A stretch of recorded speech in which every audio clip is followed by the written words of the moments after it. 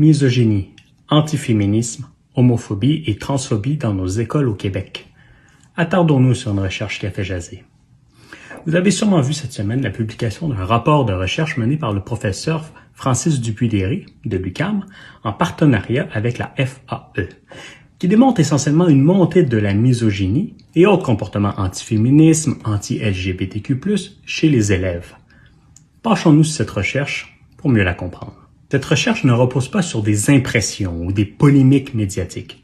En fait, elle s'appuie sur une méthodologie qualitative rigoureuse croisant plusieurs approches. Premièrement, des groupes de discussion ou focus group ont été réalisés avec des enseignantes et enseignants du primaire et du secondaire dans différentes régions du Québec. Deuxièmement, des entretiens individuels ont été menés auprès d'élèves se disant féministes. Et troisièmement, un questionnaire a aussi été distribué lors d'un camp d'éducation syndicale à des personnes enseignantes. Bref, c'est une enquête ancrée principalement dans l'expérience des personnes qui connaissent le mieux ce qu'il se passe à l'école avec les élèves, soit les enseignants et les enseignantes.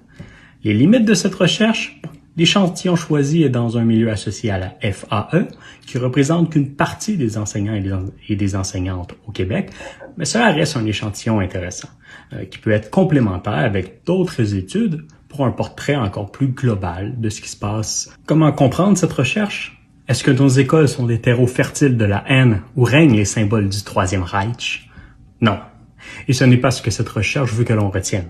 C'est un rapport qui s'inscrit dans une tendance que l'on connaît déjà, qui vient nous dire que cette tendance, l'augmentation de la misogynie, l'homophobie, etc., est encore vraie. Toutefois, le rapport démontre aussi des cas positifs et ne veut pas qu'on sombre dans un portrait trop noir de la réalité. Il y a aussi beaucoup de jeunes respectueux et ouverts. Chose certaine, il nous faudra avoir des discussions en tant que société sur ces sujets et on peut inclure ces jeunes qui sont assez brillants.